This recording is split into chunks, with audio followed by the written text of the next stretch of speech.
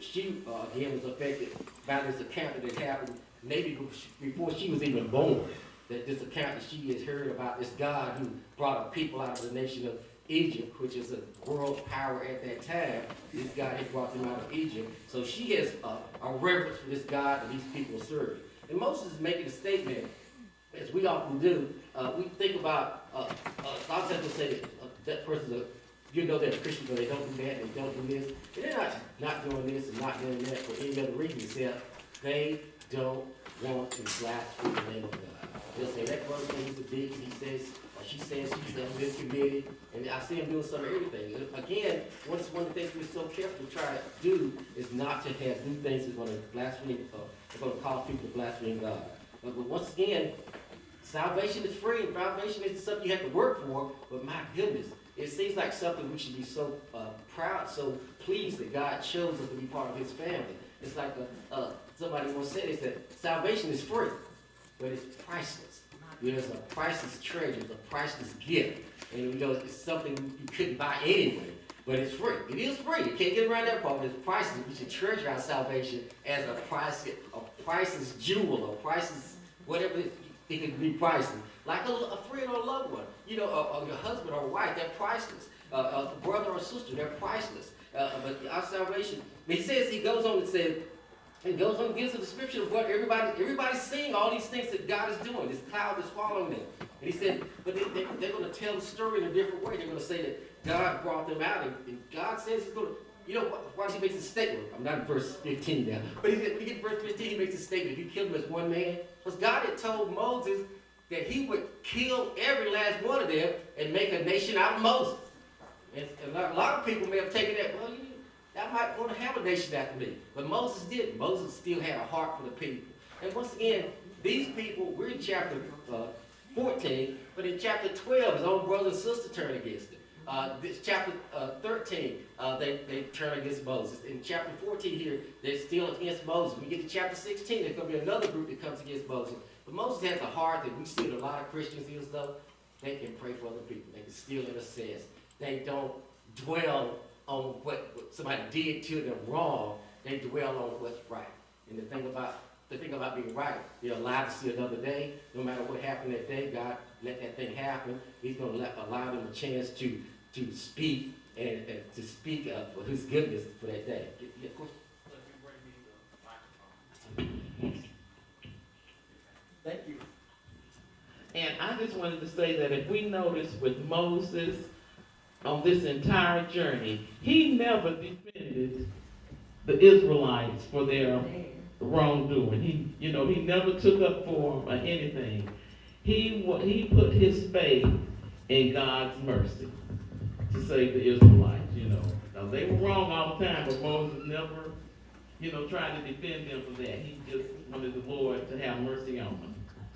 Oh, thank you for the comment. Again, this is the whole thing.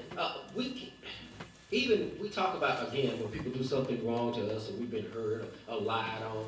Well, we're not perfect either. We're not pleasing everybody we walk past as well. And we couldn't have been pleasing to God. I'm just talking about myself. I couldn't have been pleasing to him. Guess what? He let me in his kingdom anyway. Why? Through the shed blood of his son, Jesus Christ. This is what so many believers say. And a lot of people we talk about, a lot of times you get his testimonies, and boy had to tell you about how many girlfriends he had, how he was in the club every night. People got all this bragamony. But a lot of people that serve the Lord and want to serve him so well realize, I came from a family and everybody was real nice, and I was raised to do the right thing, and I was pretty in myself right behavior. Because I didn't know about the salvation of the Lord. No matter how pretty and how well I played, God was not going to accept me except in faith in his shed blood of his son, Jesus Christ, his death, burial, and resurrection. So as we go through this world, we don't want to blaspheme God. Because one thing we need to do is tell people about the goodness of God. We want people to listen to us about how you get saved. How you get saved is just so simple that, nobody really should be able to mess it up, but they do. People tell you get saved, you got to pay your tithe. Well, you should pay your tithe, but they ain't going to keep you out of heaven. They tell you have to get baptized. Getting baptized is not going to keep you out of heaven, get you in or keep you out of heaven. But all these things, a lot of teaching that goes on, unfortunately, sadly, that breaks our hearts is how people add all these works to being saved. And one of the things we want to do is have people trust us. People say a man of of wealth will be admired, a man of power will be feared, a man of knowledge again will be trust, a man will be a man of knowledge will be listened to, but a man of compassion will be trusted. You know, one of the greatest gifts or attributes we have is to have compassion, to be trusted in what we say and do. So Moses again is praying. I appreciate the comment how Moses didn't try to say they didn't do anything, but what he did say is, I am looking out for your reputation, Lord. We're speaking about you being blasphemed by these people who are coming after, that are watching as you go forward. And again, God is watching us in his kingdom as well. Thank you. Well, look how we do. Yeah, well, I just want to say, I think about a long time ago, the parents didn't have much education, but they knew the Bible enough to teach their kids how to live the right way. Oh, my goodness. And now these parents got a lot of education, but no education as far as the Bible is concerned to teach their kids, right or wrong. Like my parents used to teach me doing those that you have them doing to you, and they used to teach me all the time about have faith in God, no matter what happens. Always trust God, because God was the answer. But we don't have that now. I think that's what's going on in the world today. I think a lot of the parents just don't have that, and they don't teach their kids that, so the kids just running wild, and they have no faith. They just do whatever they feel they want to do, because they feel that there's no repercussion for it. Just keep doing it. Thank you so much. And again,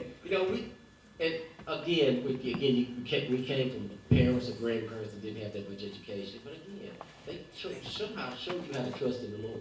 They could tell a little child not to fear. You said you were afraid of ghosts or something under your bed. They could tell a little child, all you do is the Lord watch over me tonight, stuff like that. As a little child, they had so much spirit about them that that's all you did. You just didn't worry about that. You get up in the middle of the night, walk out doors by yourself, and your grandmama tell you, you just tell them that I'm trusting in the Lord. The Lord is watching over me. So again, the faith, but unfortunately with children, they look at Congress, they look at the politicians, they look at the world going around us, and nobody seems to be trustworthy. Nobody just seems to be lifting up God.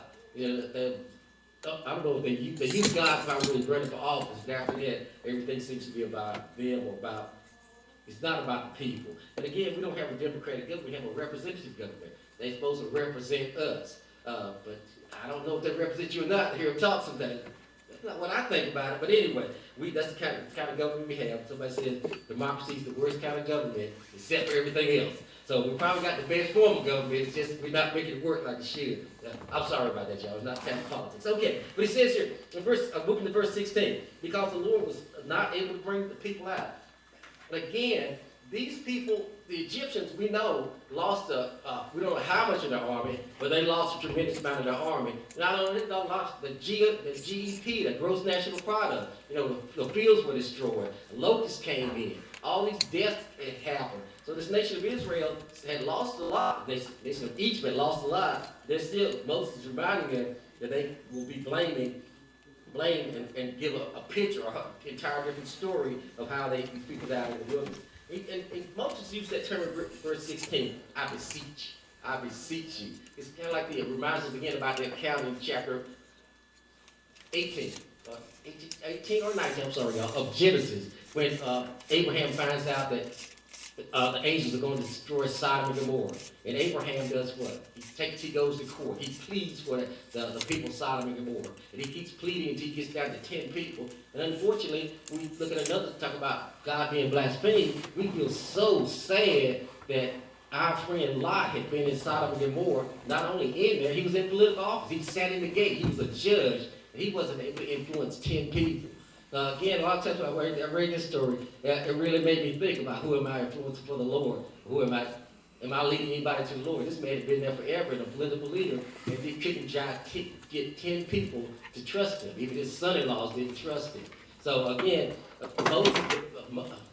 Abraham at that time pleads, and the statement he makes is, will not the judge of all the earth do right? And the answer is still, yes, he will. And the other questions been asked in the Bible has the same answer. Is anything too hard for God? And the answer is still no. So again, those things as far back in the Bible are still true today. God can do whatever he wants and will do whatever he wants. His plan is already made out. We just need to follow his plan. So we got down to verse 18. He said 18, and it said, but he goes on to make the statement who God is. He's long-suffering. And we can say that too. You know, people say, about being saved. You may have heard sermons from 100, it might have been 100, it might have been 150, it might have been 1,000 times you heard a sermon that you decided to come into the Lord. And again, it was a surprise to you, but it wasn't a surprise to the Lord that you were coming that day. But again, he's long-suffering. We say that in our lesson. He's long-suffering. He's great in mercy. You know, mercy means I don't get what I deserve. He's great in mercy. You know, not many days go by you can say, Lord, you just showed so much mercy on me. Yeah, I didn't do this right. This should have happened. I should have done this way back then. But still, you made it work out now because you have mercy. And he said, and forgiving the iniquities and transgressions. Again, iniquities are what I think, and transgressions are what I do. Again, Moses is getting to the picture of who our God is. He's a God that knows everything I'm thinking, knows everything I do. So he says here, but he's not going to clear the guilty.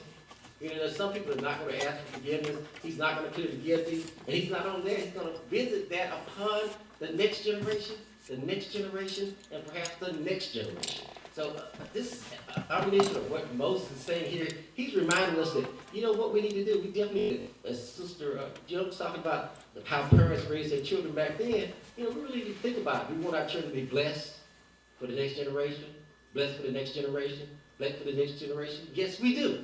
And the way we do that is to try to lift up God and always show forth the glory of God coming out of us. Because as people say about the Christian life, you don't live the Christian life. The Christian life is lived through you. You know, if you let the Holy Spirit work, the Christian life will be lived through you. If you let God lead and guide. So it says here, it's got down, so most stuff about transgressions, about God's mercy. But again, he will visit the iniquities of the parents down on the children. So get to verse 19, and Moses again says, he beseeches it, he begs God that he will, of his great mercy, and how he will forgive the people, again, coming back to Egypt, but not only Egypt, what's going on all around him. And Moses again is going to, they want to stone. They are trying to take his leadership away from him. And Moses, this lesson is titled Moses' prayer, but Moses is still going to pray for these people who have tried to abuse him. And it's just a wonderful account, again, our account of how we should be as Christians. I'm not saying y'all don't do this. Pray for people who that a normal person would pray for because they did something to you. Pray for a person that said something they shouldn't have said or slandered your name. You know, I'm not saying y'all probably are people that do that. And once again, that's who we're supposed to be. We're supposed to be people to not carry a grudge, but give it to the Lord. Because what? Vengeance is mine, saith the Lord.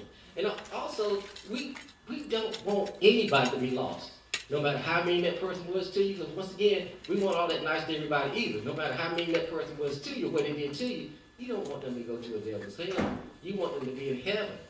You want them to be a chance to be saved just like you were. So we get to this verse, and put the time on it. But Moses' great request, and Moses asked them not to destroy the people after he said he would make Moses a great nation. But this is not the first time. He's jumping back into Exodus chapter, after they built the golden calf in chapter 32. He would do the same thing. I will make you a nation. And Moses does the same thing. He asked him to blot his name out of the book of life if he was going to destroy those people. So we don't know what all Moses' motivation was. And we're really not sure what kind of leader Moses was. But one thing about it, he loved those people he led. He may not get the best job all the time because they sure do a lot of complaining, won't they? However, Moses loved that congregation he was leading out of the wilderness.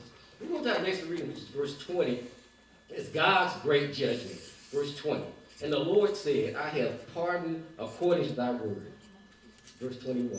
But as truly as I live, all the earth will be filled with the glory of the Lord. Verse 22.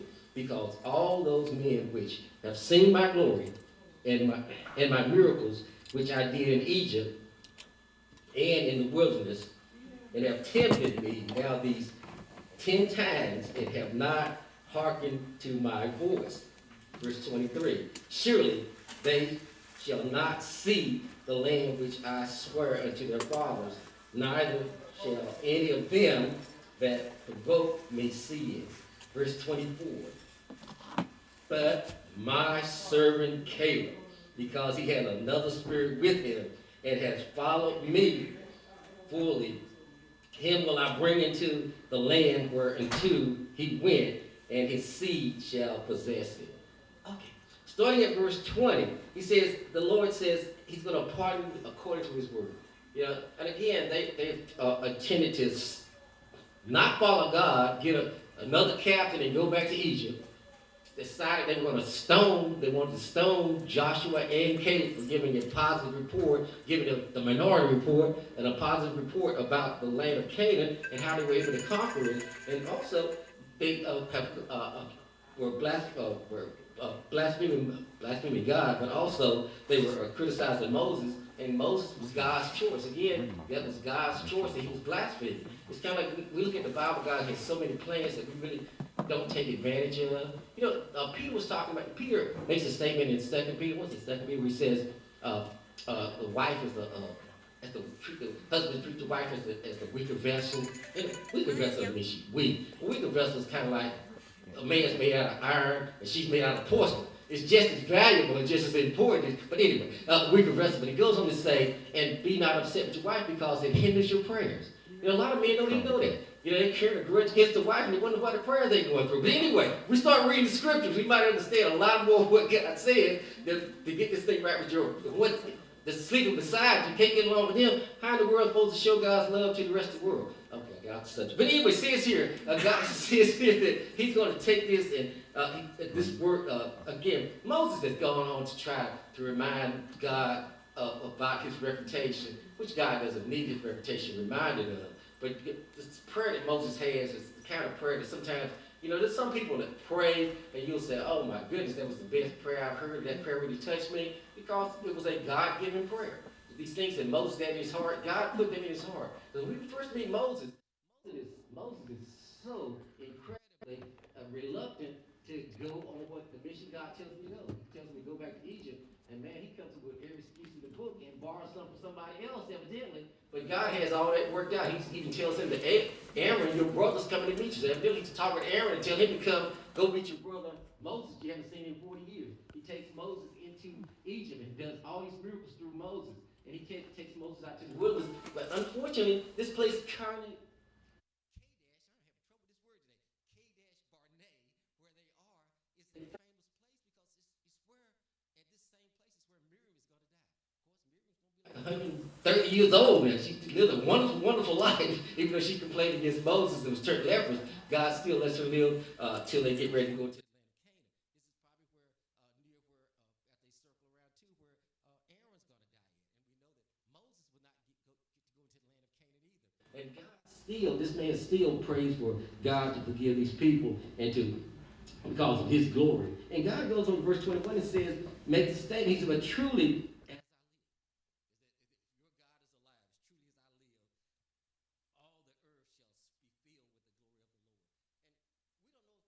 Bible says they'll know just a prophetic term, you know, it's talking about the coming of Christ and the return of the risen Christ, where the glory of the Lord will fill the entire world. But he makes that statement, the glory of the Lord shall fill the entire earth. Here in this Old Testament book of Numbers. He said, behold, they which have seen my glory in the miracles. These people had seen my glory. The glory of the Lord will fill the whole earth. These people, next verse says, these people have seen my glory, refuse to believe. Sometimes we just have trouble believing that these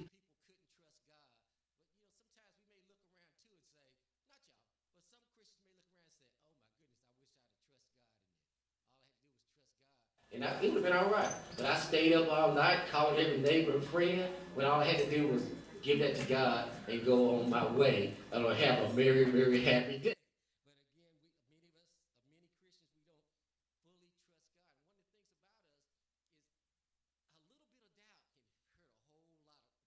But again, many of us can hurt a little bit of doubt. And you start listening to people telling you things are not going to work and seeing things, maybe, again, we have to keep our eyes on the Lord and not on these peripheral.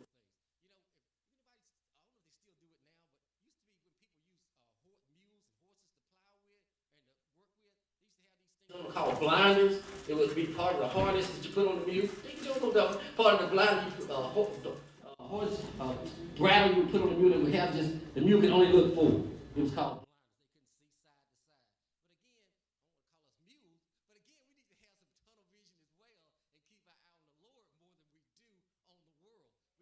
blinders. You start, listen to these co-workers, to listen to the world. A lot of times you're going to really, really get off track and don't know how you got there and got there so fast. It's like,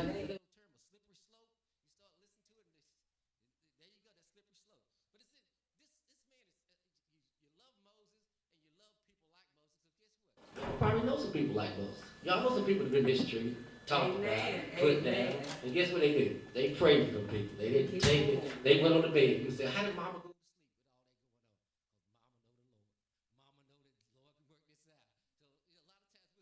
So a lot of times, Christian faith is how we have seen other believers. Maybe somebody seen you. You may be in that believer somebody saw. Then work that out. You say, I'm gonna work this out. How? By giving it to the Lord and let Him work it out. Yeah, I can go to sleep. I'm gonna let the Lord work. He's gonna be them up. The Lord.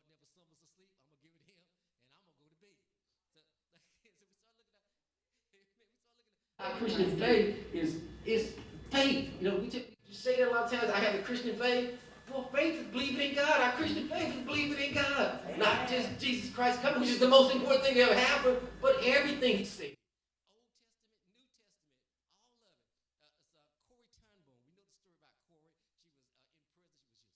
When she was in prison by the Nazis, and she worked in a concentration camp, worked for free in factories. Matter of fact, the place I used to work for, Seaman Atlas, is where she worked. But anyway, as a Nazi prison. But Corey said the statement, she said, you can trust an uncertain future. You can trust the unknown future to a known God. You know, you might not know your future, but you know your God. It's just one of her, another one I like about hers is you can always shine God's promises on your problems. But again, we start thinking about the Christian faith and who we are, just like Moses. We represent God. Some of the things He's asked us to do, we may have been reluctant to do them as well, and didn't think we had the skill or the ability or the time, but He can make all those things happen. So going through this account, we've got a few. How much time do we have? Oh, okay.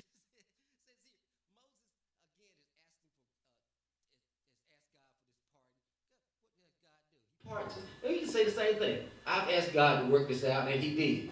You know, God asked for 3 answers to prayer: yes, no, or wait a minute, I got something better. But anyway, He uses 3: prayer, yes. I got something better. Look, somebody, I'm not going to try to butter my wife up, but I was telling one of my coworkers that how men will sit around all day or for a week and come up with a plan. I'm going to do this and I'm going to take that and do this and I'll finish that and get all this stuff. And you'll come home and tell your wife what that plan is, and she'll sit there for 3 minutes and say,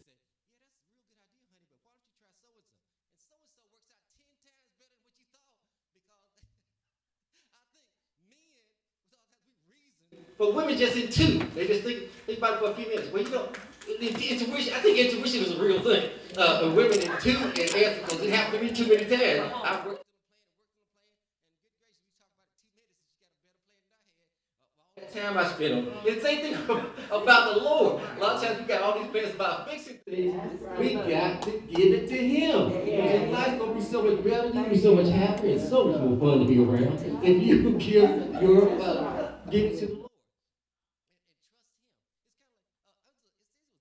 A woman in Scotland years ago, a couple centuries ago, her son went to the big school down in Aberdeen. He got a whole bunch of learning at Aberdeen. He came back home to stay with his little his little mother, and they were having dinner. She was walking around humming, singing like she could because she loved the Lord so well.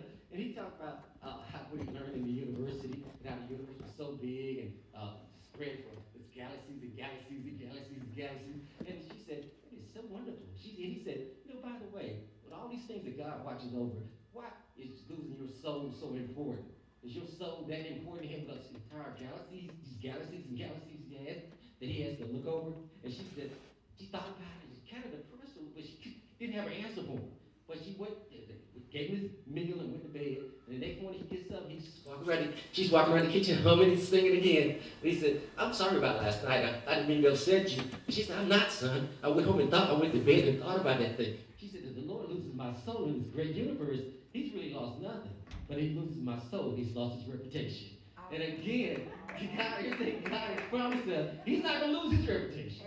A lot of times we make these things that we mess up our reputation, but God's not going to lose his reputation. And again, the things that he's promised all through this great book about. Yeah, whew. These 66 books are pretty much promises and examples.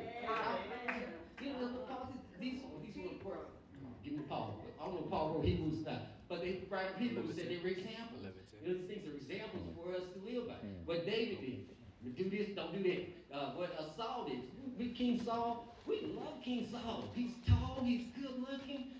Samuel talks to him. They go prophesy with the prophets. He's running around prophesying, having a ball with the prophets, and all of a sudden, Saul changes. You know, remember that first part of Saul, not that last part of Saul. But again, we get these examples. Why does God give these examples?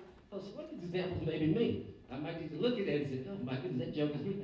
That gentleman is me. And I might need to quit and change my ways. So we have more comments about this lesson. I'm not sure about my quick yet. 11:15. Okay, thank you. How close am I to that? 5 minutes. Okay. So any comments about the lesson?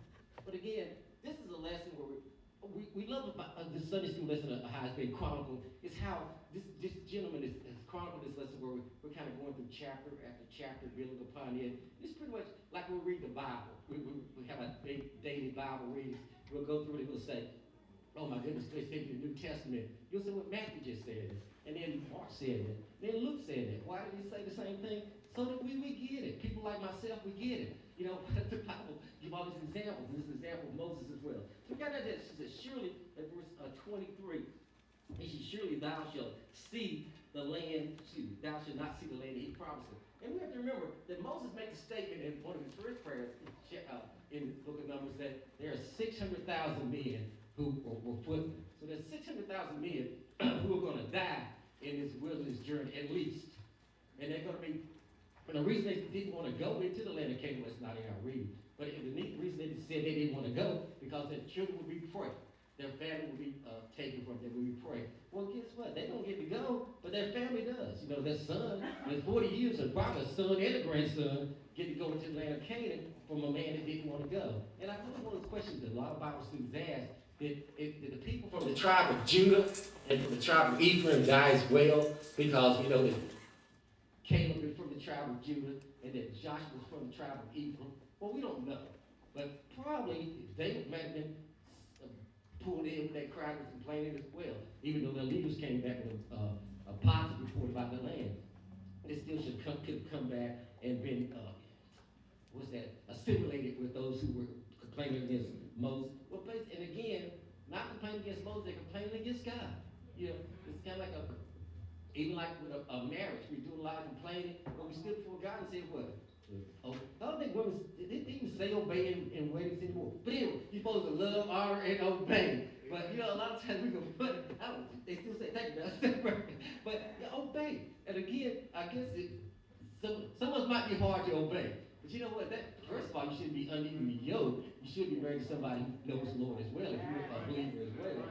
And that man's following the Lord. He should be easy to obey. And of course, you have a lot of things to go on and upset because you're human. The husband and wife are human. Kind of like I was telling the lady I need to wear a mask because I didn't want to contract the COVID because a lot of times my wife wanted to kill me, but she doesn't want me to die on her. So again, we start behaving ourselves and doing what's supposed to. Following the Lord and going straight after him, he's going to obey is not a problem. But I want to get this last verse, and I want to take care of this. But it's my servant Caleb. Oh man, my servant Caleb, what he did? He had another spirit. He had a different spirit from these other people. And his spirit was basically, I'm reading between the lines, his spirit was what? A spirit of faith. I have faith in what God said he would do.